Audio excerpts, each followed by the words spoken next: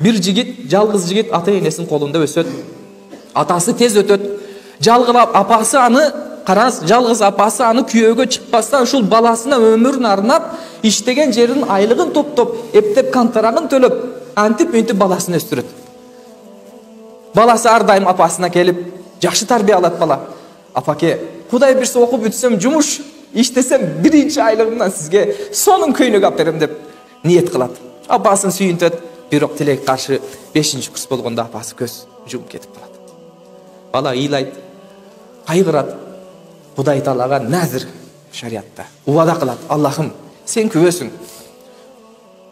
Мына жакшы жумушка кирсем, ошол жумуштан алган айлыгымдан бир канча бөлүгүн топтоймун. Апамдын арбагы үчүн мен жакшылыктарды кылып арнаймын дейт. Жылдар өтөт, убакыт өтөт.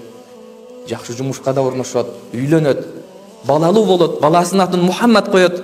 Баласы 10дон ашат, 11 жашка толот. Бирок жанагы жигит кылган убада берген нерсесин унутпастан ар дайым кылат.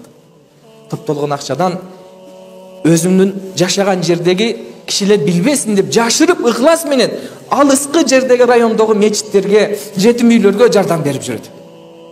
Күндөн бир күндө пешим намазына мечитине барса өзүнүн бир чоң муздаткычты кишилер көтөрүп келаткан болот.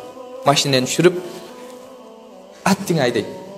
Ушул өзүм мечитимди унутупмун да.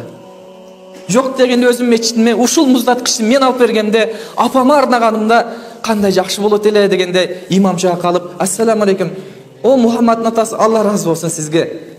Муздаткычыңыз сонун экен, Кудай буйрса, бул элге көп жакшылыгы тиет. Аллах Таала сизге разы болсун дейт. Таң калат. Мен берген жокмун дейт. Жок, бул сиздики. Эртең менен балаңыз келип таштап кетти дейт. Акчасын дейт. Артка кайтып баласына барат. Баласы мектептен келаткан болот. Баласынан сурайт, сен алып барып бердиңби дейт. Ооба дейт. Каяктан акча таптыңыз? Сиз ар дайым мага белекке берген акчаларды мен үйүп жүрдүм дейт.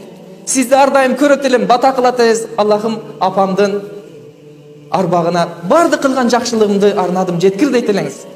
Мен да ушул жакшылыктарды топтоп, чоң апам арбагына арнадым.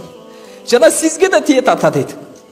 Караңыз, сиз кылган нерсенин балаңыз үйрөнөт. Балаңыз сизди тартат туган. Апаңызга кандай бата кылсаңыз, балаңыз сиздин артыңыздан ошондой бата кыла турган болот.